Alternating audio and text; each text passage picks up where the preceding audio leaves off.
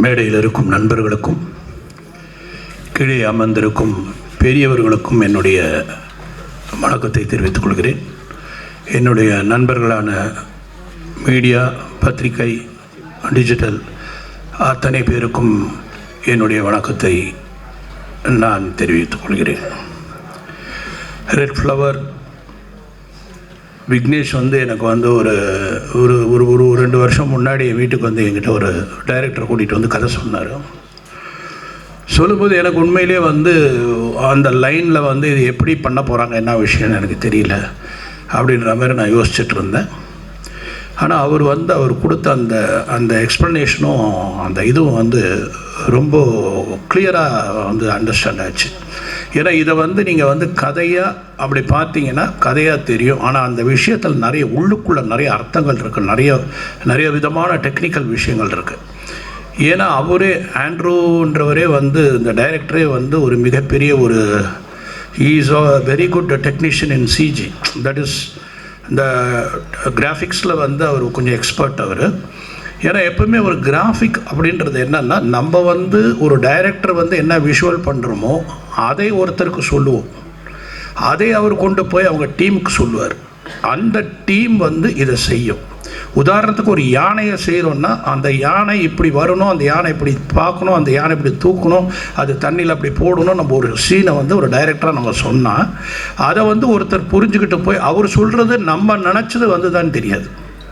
நம்ம என்ன சொன்னோமோ அதை அவர் புரிஞ்சுதான், அவர் கரெக்டாக போய் ரீச் பண்ணாரான்னு தெரியாது. ஆனால் அவர் அதுக்கப்புறம் சொன்ன பிறகு இந்த தந்தத்தை ஒருத்தர் பண்ணுவார், கண்ணை ஒருத்தர் பண்ணுவார், எலும்பு ஒருத்தர் பண்ணுவார், தும்பிக்கை ஒருத்தர் பண்ணுவார், அந்த பேக்ரவுண்டை ஒருத்தர் பண்ணுவார். இத்தனை பேர் ஒர்க் பண்ணுவாங்க. ஒரு சிஜின்ற சாதாரண விஷயம் கிடையாது. கிட்டத்தட்ட 55 பேர் மேலே ஒர்க் பண்ணுவாங்க ஒரே ஒரு விஷயத்துக்காக. இதை 90 நிமிஷத்துக்கு இந்த படத்தில் பண்ணியிருக்காங்கன்னா அப்போ எப்படி இவங்க ஒர்க் பண்ணியிருக்கணும், எப்படி ஒரு விஷுவல் பண்ணியிருக்கணும். ஏன்னா நான் விக்னேஷை ரொம்ப டீப்பாக ஃபாலோ பண்ணிக்கிட்டே இருந்தேன். ஏன்னா விக்னேஷ்கிட்ட இருக்கிற ஒரு விஷயம் என்னன்னா, ரொம்ப துருன்னு இருப்பார். ஆக்ஷன் சொல்கிறதுக்குள்ள ஆக்ட் பண்ண ஆரம்பிப்பார். நான் ஆக்ஷன் சொல்கிறேன், அதுக்கப்புறம் ஆக்ட் பண்ணுவார்.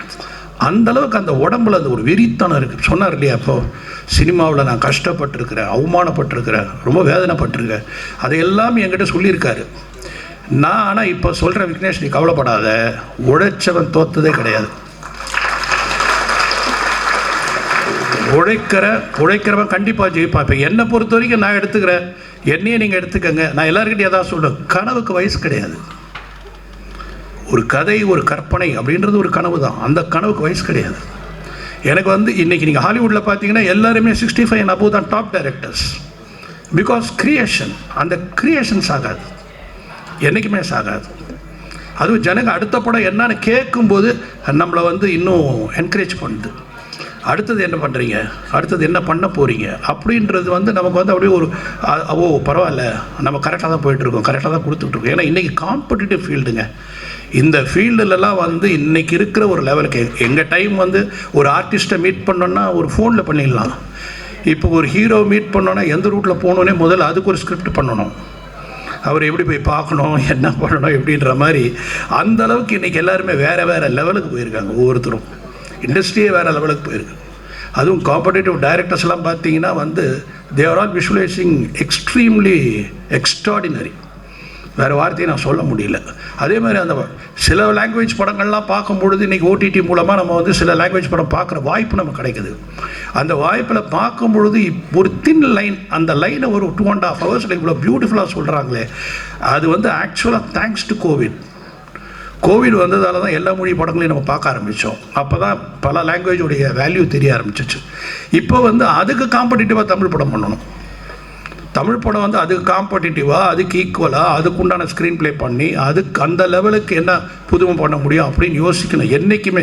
ஏன்னா எங்களை பொறுத்த வரைக்கும் நான் எப்போவுமே சொல்லுவேன், நீங்கள்லாம் படித்த பாடத்தை உங்கள் ஸ்கூலோட உங்கள் காலேஜோட முடிஞ்சு போயிருக்கும், என் உள்பட. ஆனால் தினமும் ஒருத்தன் படிக்கிறான், தினமும் ஒருத்தன் மனப்பாடம் பண்ணுறான், தினமும் ஒருத்தன் ஒப்பிக்கிறான்னா தான் நடிகை. ஒரு ஆர்டிஸ்ட்டும் தினமும் படிக்கிறாங்க, தினமும் என்னென்னு தெரிஞ்சுக்கிறாங்க. ஸோ ஒரு ஆர்டிஸ்ட் பல கேரக்டர் பண்ணுறாங்க. பல கேரக்டர் பண்ணும் பொழுது அவங்களுக்கு எவ்வளோ, ஒரு டாக்டரா, ஒரு இன்ஜினியரா, ஒரு லாயரா, ஒரு பிஸ்னஸ் மேனா, ஒரு ஐடி ஸ்டூடெண்ட்டா, அதுக்கப்புறம் வந்து ஒரு ஏழையா, இத்தனை கேரக்டரும் பண்ணும் பொழுது அந்த ஆக்டருக்கு எத்தனை பேர் எஜுகேட் பண்ணுறான்னு பாருங்கள். அதை அவங்க வெளிப்படுத்தும் போது தான் அந்த கேரக்டர் வந்து வெளியே நிற்கும். அதுதான் வந்து ஒரு ஹீரோ, ஒரு கேரக்டர்ஸ் அந்த படத்தில் யார் யார் நடிக்கிறாங்களோ அவங்களுடைய வேலை. ஸோ அப்படிப்பட்ட கடினமான ஒரு வேலையை இந்த படத்தில் சிறப்பான செய்த அத்தனை நடிகர்களுக்கும் என்னுடைய வாழ்த்துக்கள். ஏன்னா பார்க்கும்போது எனக்கு தெரிஞ்சது ஆண்ட்ரூஸுடைய ஒர்க்கும் அண்ட் அஃப்கோர்ஸ் மியூசிக் டைரக்டர் ரொம்ப அழகாக பண்ணியிருக்கார் சந்தோஷ். ஏன்னா ரீரெக்கார்டிங் வந்து ரொம்ப எஃபெக்டிவாக இருந்தது பார்க்கும்போது. நமக்கு அந்த மிக்சிங்கும் ரொம்ப அழகாக பண்ணியிருக்காங்க, எல்லாமே பேலன்ஸ் பண்ணியிருக்காங்க. வண்டர்ஃபுல் டெக்னீஷியன்ஸ் ஒர்க் பண்ணியிருக்காங்க இதில். அதே மாதிரி எனக்கு வந்து இங்கே ஒரு விஷயம் நான் சொல்ல ஆசைப்படுறது என்னென்னா, என்னுடைய விஷால் வால்டர் வெற்றிவேல் நாங்கள் ஷூட் பண்ணும்போது அவங்க வீட்டில் தான் டீல். அவங்க அப்பா வந்து ரொம்ப அவரை மாதிரி இதை இப்போ சொன்னார் இல்லைங்களா, மாணிக்க சார் வந்து சினிமா லவர்னு, அதே மாதிரி ஒரு மிகப்பெரிய லவர் அவங்க அப்பா. அவங்க அப்பா வந்து படம் எடுக்கணும். நான் அப்போ பண்ணும்போதே வால்டர் வெற்றிவேல் எல்லாமே அதை ரீமேக் பண்ணணும், இதை ரீமேக் பண்ணணும், இந்த படம் எப்படி இருக்கணும், அந்த படம் இருக்கணும். அப்படி ஒரு மிகப்பெரிய ரசிகன். அந்த ரசிகனுக்கு பிறந்தவர் எப்படி தப்பாயிடுவார்? நான் பார்க்கும்போது வீடியோ கேம் ஆடிட்டு இருப்பார். மத்தியானம் வீட்டில் தான் சாப்பாடு எங்களுக்கு. 4 நாள் நாங்கள் அண்ணா நகரில் ஷூட்டிங் எடுத்தோன்னா 4 நாள் எனக்கு சத்யராஜ் சாருக்கெல்லாம் அவங்க வீட்டில் தான் சாப்பாடு. அவங்க வீட்டில் தான் சாப்பாடு கொடுப்பாங்க.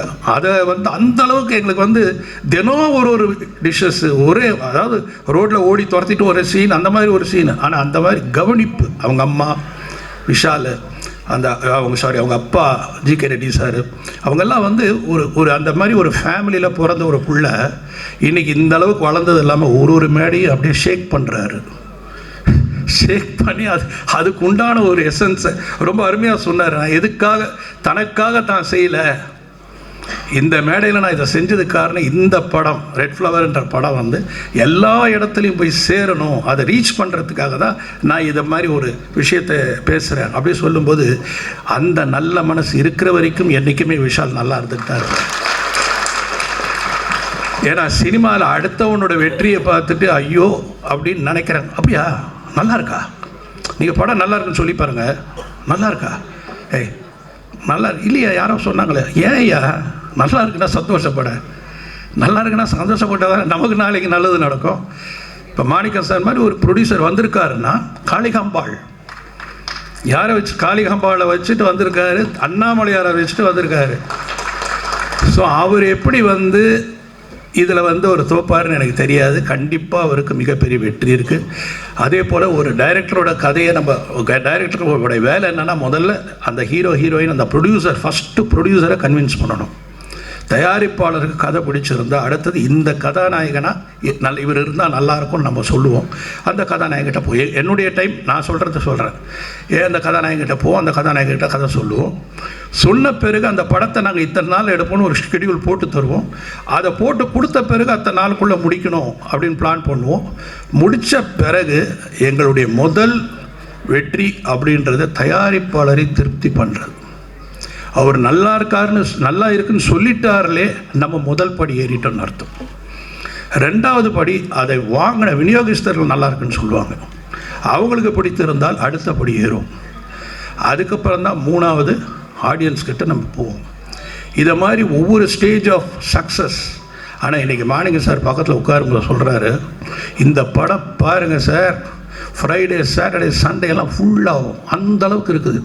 இவ்வளோ சந்தோஷப்படக்கூடிய அளவுக்கு இந்த டீம் அவருக்கு ஒரு படம் கொடுத்தாருன்னா அந்த ப்ரொடியூசர் நிலச்சி இந்த இண்டஸ்ட்ரியில் நிற்பார்ன்றது எனக்கு நம்பிக்கை. கண்டிப்பாக நிற்பார் அந்த அளவுக்கு. அதே மாதிரி எனக்கு எல்லாரையுமே ஆண்ட்ரூஸை வந்து once again I am appreciating Andrews.